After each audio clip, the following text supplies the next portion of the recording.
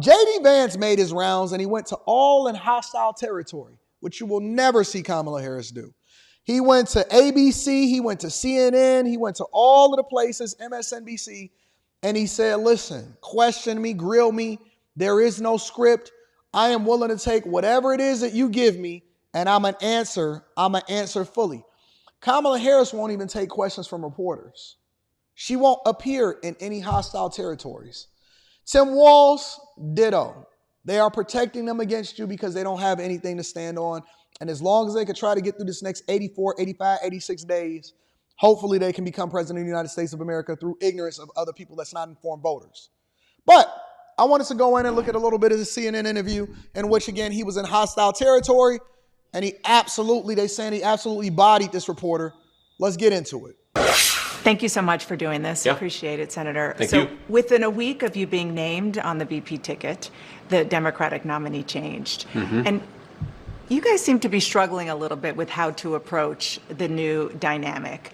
How are you approaching your new opponent and the new ticket? Yeah, well, I think it's pretty straightforward, actually. We're running against a set of policies that I think have failed the American people, and we're running to a set of policies, President Trump's 4 years in office, that I think really succeeded for the American people. And I think that what's different about it, and you're right, Dana, it is different, but what's different about it is that we're running against a different person who a lot of Americans just don't know. And so I think we have to remind people that President Trump delivered lower prices, lower inflation, a prosperous and peaceful world, and also a secure border. And Kamala Harris's policies have produced the exact opposite. Now, that was an easier case to make when Joe Biden was in there because people associate Joe Biden with the policies. But I think Kamala Harris clearly owns the policies of the Biden-Harris administration, especially when we consider the fact that, as we've all learned over the last few months, Joe Biden clearly isn't capable of doing the job. And so I think that drives home that Kamala Harris really has been the one calling the shots. I mean, how could she not? I think Joe Biden doesn't really know where he is. So he's very direct and he's precise and he's concise with his talking points, and he answered the question fully and directly.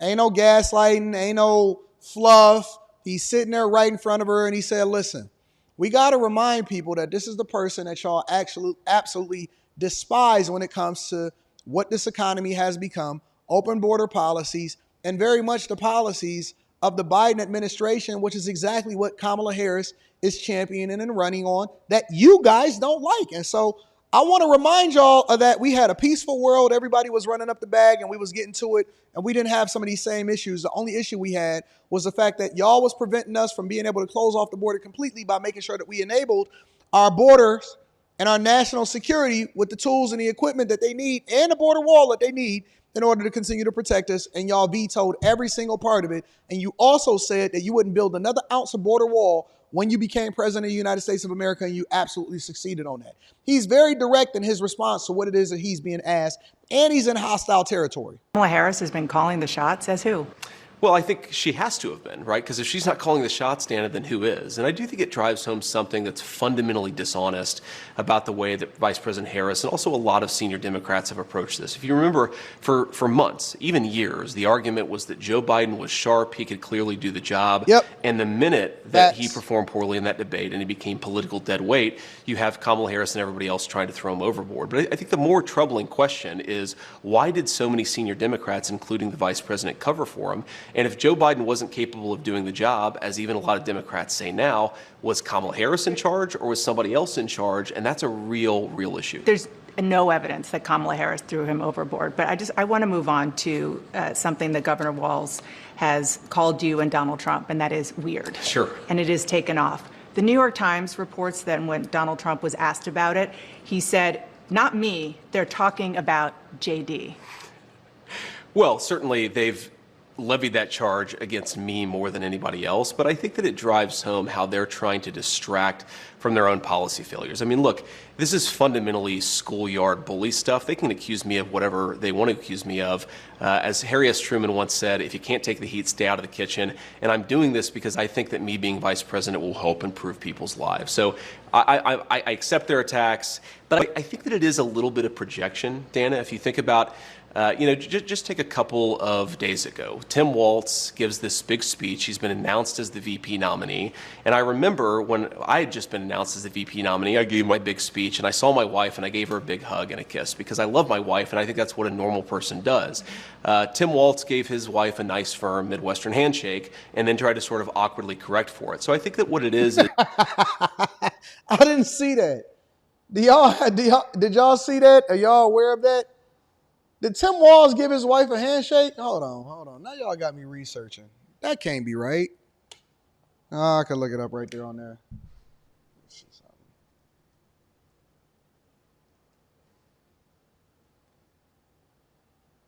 Let me see.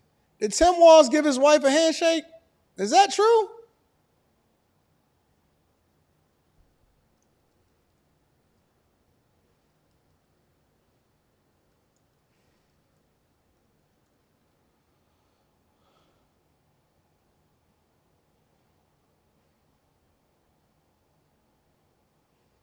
I got to pull this up now. Hold on.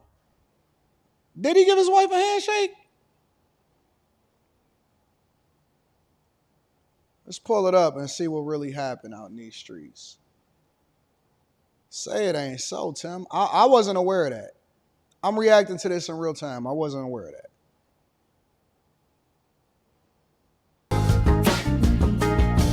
We got another clip for you. It's Tim's odd greeting. The man of the hour, Tim Walz, brings us our second video of the day.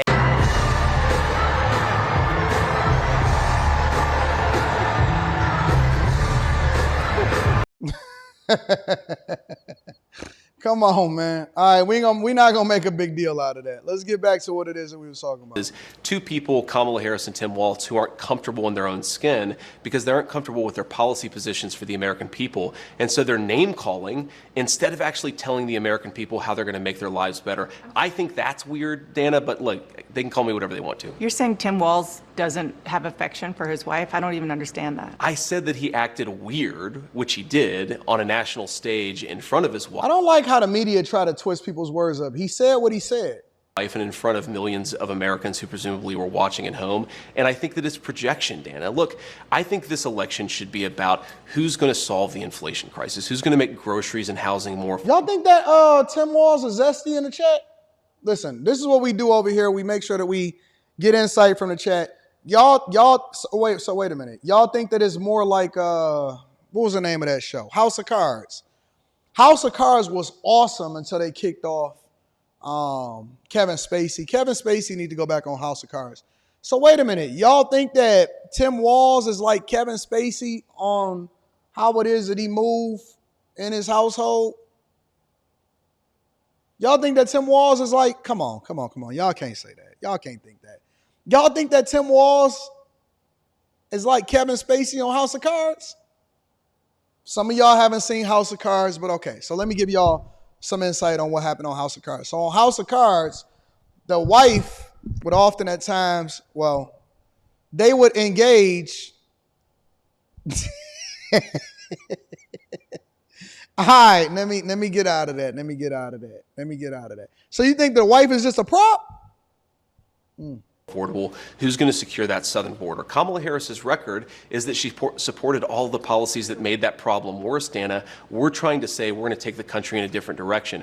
I really think that it's important to point this out, Dana. Their entire campaign has not been about, here's our policy for how we're going to make your life better, or here's what's wrong with Donald Trump and J.D. Vance's policies. We're going to name call and hope that you don't notice that we don't have an agenda. That is the entire Democrat approach to this election. They have done both. They have both policies, and they are trying to define Dana, you as well. If you go to Kamala Harris's campaign page right now, they still don't have a policy. Well, let's talk about policy positions versus about what they're going to do. I think that's really insulting to Americans. You started out talking about the policies in this interview, but you have been on the campaign trail questioning Tim Walz's military record. Wait. We're going to just skip over the policy part? We're not going to actually address the policies? So she leveraged that in order to lead into the next question about his military record. What happened to why is everybody ignoring the most important part of this conversation? The most important. listen, by far, forget the military record, forget the identity politics, forget whether you think he's zesty or not. None of that matters to the point above what the policies are. The policy is the only thing that we should be leapfrogging off of. All of the other stuff is residual, right? You know what I'm saying? That's extra. The policy is the most important thing. That's the thing that we should be having a conversation about. You say it was shameful that Governor Walz retired from the military before his unit deployed to Iraq. I want to read you something that Joe Eustace, who is a veteran, he served with Governor Walz, said. He said that's a lie. He said he was as good a soldier as you'll find. I'm not trying to defend him. I hope people don't think that. What I'm trying to do is defend someone who served his country. I'm not voting for him. I'll campaign against him, but I don't think it's fair to characterize his service the way they have. Governor Walz served 24 years. Sure. He even stayed after he could have retired because of 9/11, more than the country asked of him. Do you honor his service? Well, of course, Dana, I honor his service, and I've never criticized what Tim Walz did when he was in the military. I criticized his retirement decision, and most importantly, Dana, I criticized his lying about his own record, okay? This is a guy who was captured on video saying, I carried a gun in war. He never went to war. This is a guy who's been captured on video. As other people say, he's an Afghanistan veteran. He's a veteran of a war, nodding along in agreement instead of saying, no, I did serve my country and I did it honorably, but I never went to a war zone. I'm not criticizing Tim Walz's service. I'm criticizing the fact that he lied about his service for political gain, Dana. Now, I served in the United States Marine Corps, and you know this. And look, there are a lot of things that I'm proud about. I've never lied about what I did or overstated it because it would be beneficial to me in an election. I think that's what Tim Walz did. That's what I was criticizing. And yes, I do think it's scandalous behavior. And I agree.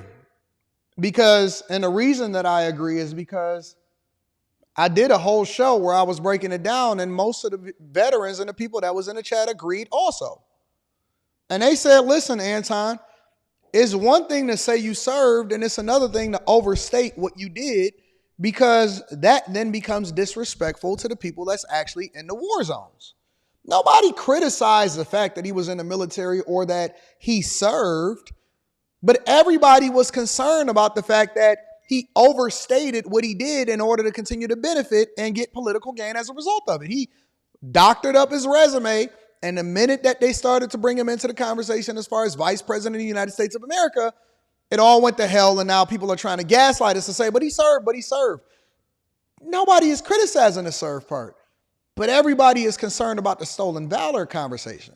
Talked about one of the things that he said, weapons of war. He was talking in a campaign stop about, he was trying to talk about gun control. Sure. And he said, weapons of war I carried in war.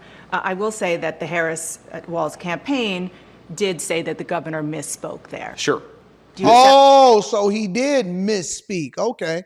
That? He misspoke. Another word is that he lied about it, and he didn't correct the record for 15 years until he was put under political pressure because I called it out, Dana. Whatever you want to call it, a misspeaking or a lie, I think Tim Walz should have to correct the record. Now, you pointed out a soldier who defended his service. There have been a number of soldiers who served with Tim Walz who have criticized him on the exact same grounds that I have, because it's not right to misstate or to embellish what you've done, and I think that's what he did. Cooking. And on the question of when he left the National Guard, he filed his election paperwork February 10th, 2005. That was a month before the National Guard even announced that it was possible that they would deploy to Iraq, and it ended up being 2 months. He retired 2 months before they actually got the paperwork. But on CNN last night, Dana, one of the people who was actually in charge of him said they knew they were going to deploy to Iraq in February of 2004, fall of 2004. So he knew he was going to Iraq. He decided to quit, to retire, whatever word you want to use. Retire. Because he wanted to run for Congress. He lied about that. He said that when he decided to retire, he did not know that he was going to Iraq. That is another untruth, as even his senior military officer said. So again, I'm not criticizing the service. I'm criticizing the dishonesty. Dishonesty spoken in favor and for the purpose of political benefit. And I think that the most important thing here, Dana, is it goes to Kamala Harris's judgment. Tim Walz is ultimately going to be the vice president. Kamala Harris is in great health. I'm sure she's going to be president if she wins for 4 or maybe even 8 years. Why did Kamala Harris choose a person who has lied about their military service? I think that is a serious lapse in judgment. And I don't want to hear from a campaign spokesperson of Kamala Harris. I want to hear Kamala Harris herself address what I just said. You know, And that'll never happen. It'll never happen. Kamala Harris will never take questions from reporters. She'd rather have conversations with Charlemagne. She'll never stand in front of journalists. She'll never stand in front of people that are educated on policy. She'll never interview with somebody that can throw a hard question at her. She'll never interview with somebody that can question her record. She'll never give any kind of clarification, but they want to control the narrative because when you start to ask questions, you start to expose the truth. And so I applaud J.D. Vance for going on all of these different platforms and standing for him or standing forth in enemy territory and saying, you have no limits. Ask me whatever you want to ask me. Seen a lot of statements from veterans, including those you served with, saying it's just untoward to be criticizing somebody who served for 24 years. Dana, I'm not interested in the ad hominem. I've heard from a lot of veterans groups who criticize Tim Walz. The question is, he said he served in war, and he didn't. That is a dishonesty. I couldn't care less what one or the other person says about it. I care about what the truth is. The truth is that Tim Walz didn't tell the truth. And importantly, Dana, this is about Kamala Harris's judgment. And I think that when you ask, why has Kamala Harris allowed the border to be wide open? Why has Kamala Harris supported policies that have promoted the increase in inflation? I think it goes to the heart of her judgment, and I think that that's what we should be talking about. One last question. Donald Trump didn't serve in the military. He received a medical draft deferment for bone spurs to avoid serving in the Vietnam War, reportedly as a favor to his father. Do you find that shameful, too? I think that Donald Trump didn't serve in the military, but he didn't lie about it, Dana. I've known Donald Trump for a long time. He really honors our veterans. He honors me for my service. Donald Trump didn't lie about serving in the military. He didn't say that he went to Vietnam when he didn't. This is the problem. I don't criticize anybody. Whether they served our country or not, I think it's honorable to serve, but obviously a lot of people have reasons for not serving. I criticize somebody for embellishing their record, for lying, saying, I went to war. Dana, do you think that it's a problem that he said, I went to war, but he didn't actually? That seems to be a problem to me. Well, they've corrected that. Let's move on to... They've corrected... Ooh, she just...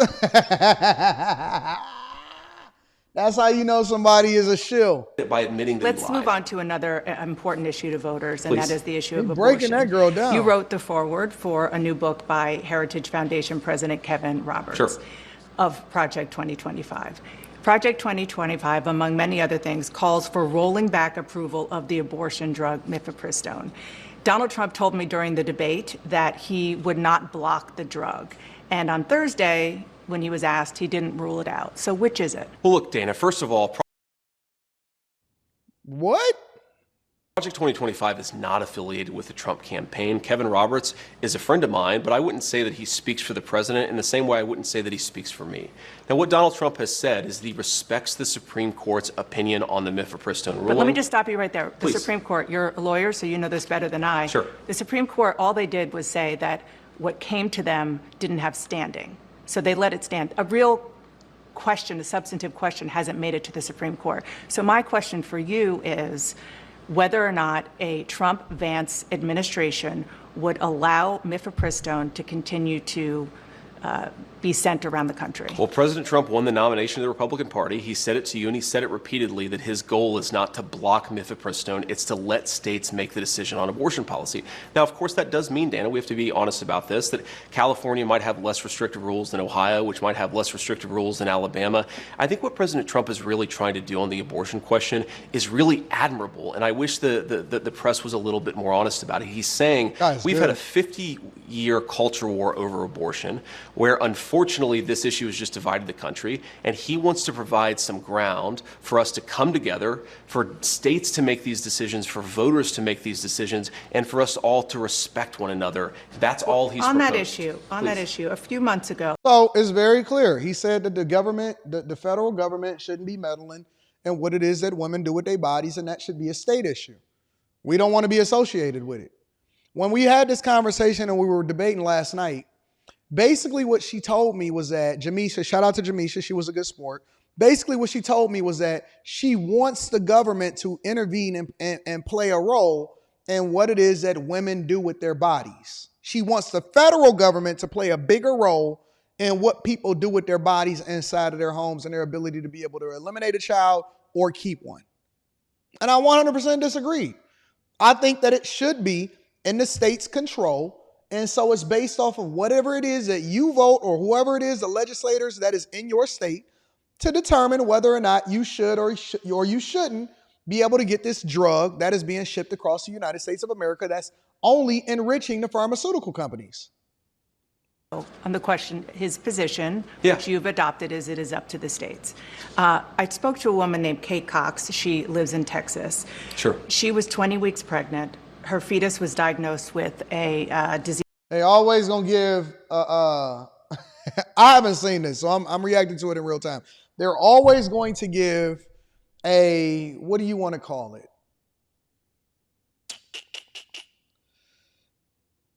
A anomaly type of situation in order to try to emphasize a point or to try to catch you up. I want to see what he's going to say about it. Disease called, it was a deadly genetic condition called trisomy 18. She said that carrying the pregnancy, she was told this by her doctors, to term, if the fetus even survived, would hurt her chances for having more children, which she and her husband desperately wanted. Why is not allowing her to end that pregnancy helpful or supportive? Why are they trying to make this to seem like that's the stance that they're taking?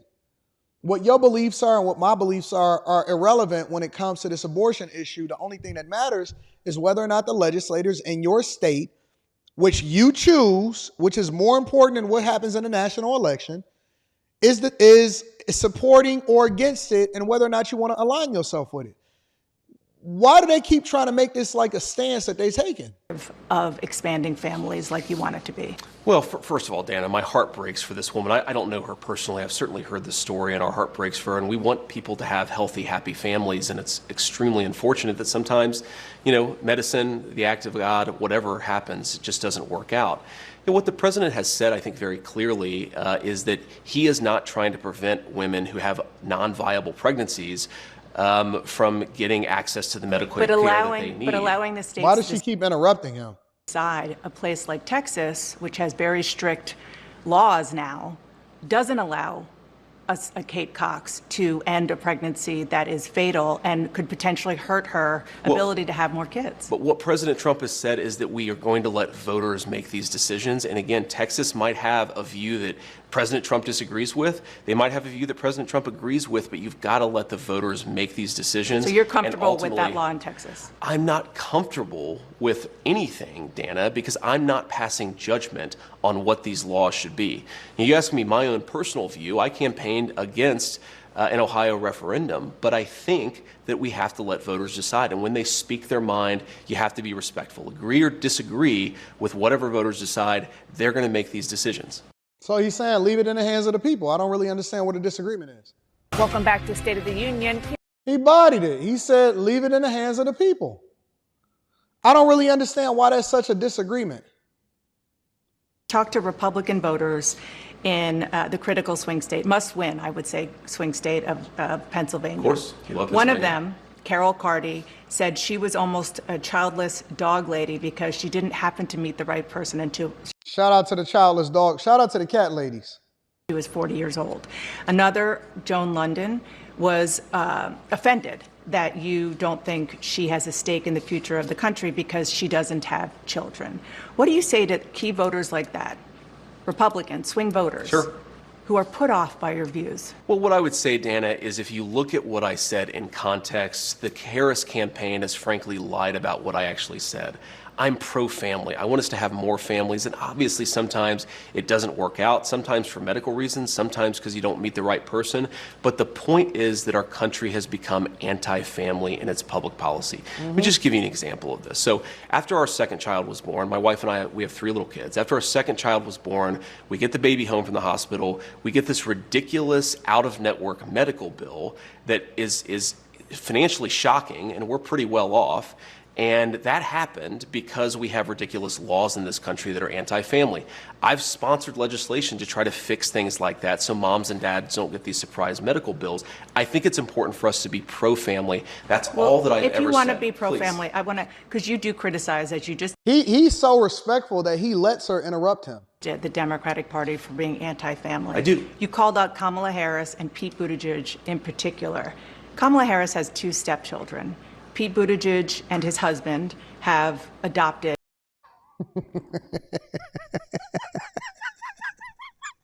Give me a second, y'all.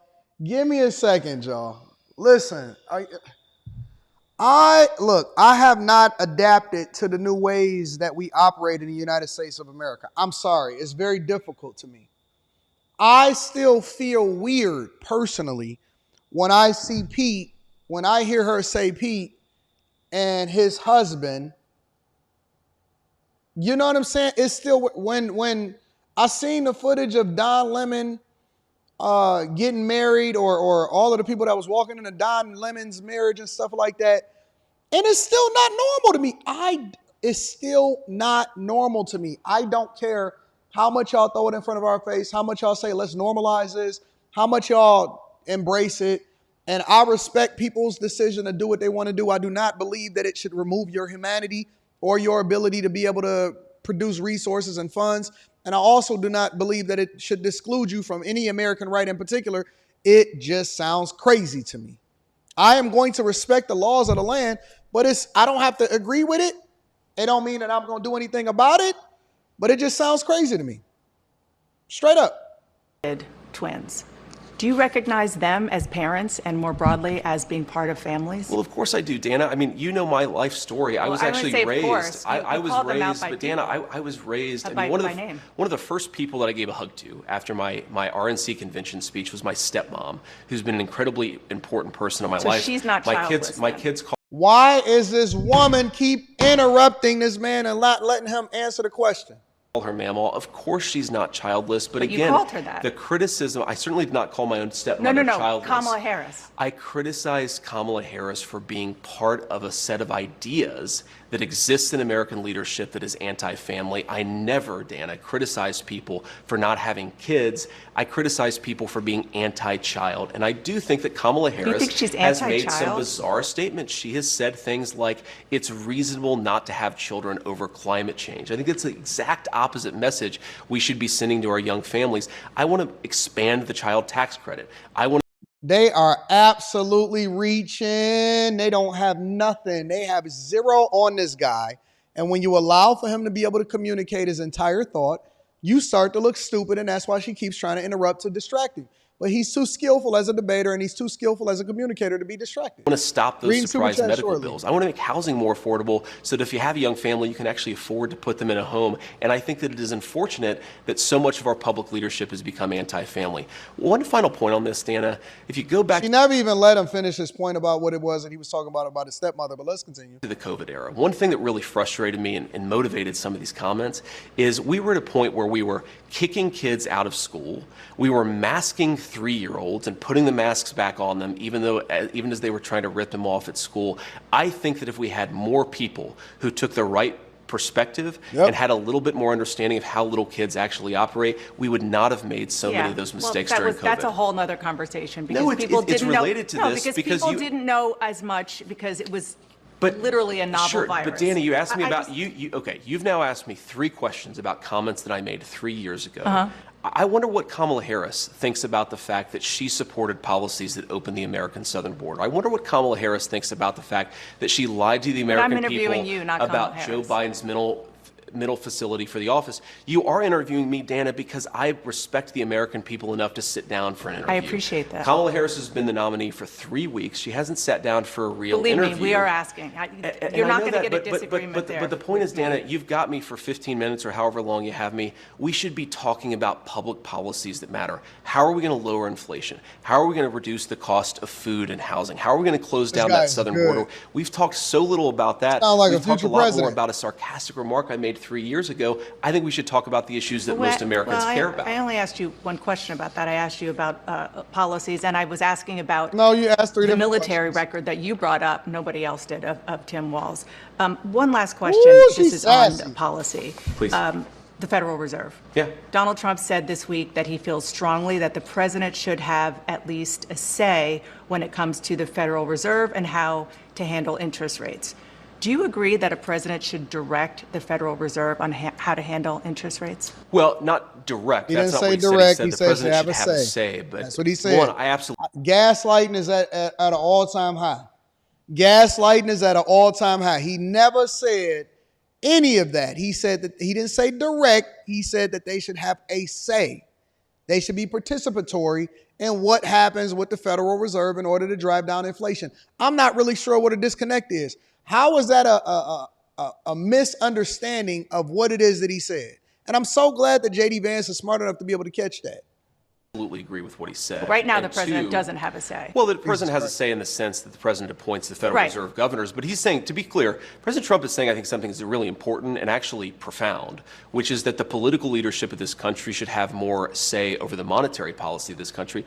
I agree with him. That should fundamentally be a political decision. Agree or disagree, we should have America's elected leaders having input about the most important decisions confronting our country. That would The question be a to huge go- change, just so people understand it that. would be a huge change, but whether the country goes to war, what our interest rates are, these are important questions that American democracy should have important answers for. And I think all President Trump is saying is that, look, it's kind of weird that you have so many bureaucrats making so many important decisions. If the American people don't like our interest rate policy, they should elect somebody different to change that policy. Nothing should be above democratic debate in this country when it comes to the big questions confronting the United States. Okay, one last question. Please. And I can't believe I have to ask you this, but I do, because Donald Trump has been attacking Kamala Harris's racial identity. He has not been, but ask your question. Well, he questioned her racial identity. He said a number of years ago she happened to turn black. Her father is Jamaican. Do you believe Kamala Harris is black? Of all of the things, they got this guy for 15 minutes. They got this guy for 15 minutes. She had 15 minutes worth of questions to ask anything that she wanted. She could have asked, and because I want y'all to really pay attention and have this conversation honestly. Honestly, you could have asked anything in the world. You could have asked about the Ukraine war.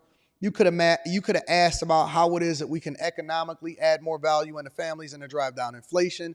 You could have asked about the migrant situation and how he would work to ensure, or the administration will work to ensure, that our borders is closed off and how that's being affecting sanctuary cities. You could have asked about, how the market is going to react if and so they then become president, versus what would happen if Kamala Harris and this administration continue on Biden's policies. You could have asked anything in the world that would have added value into this conversation.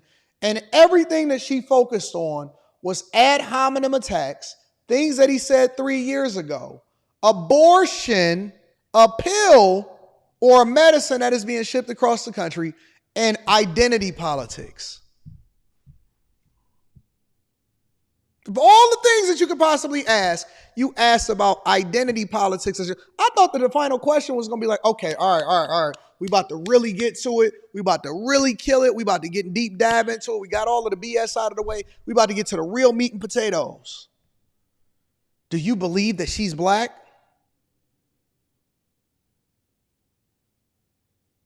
Do you believe that she's black? Donald Trump said this. Do you think that he think that you think that he think that he black?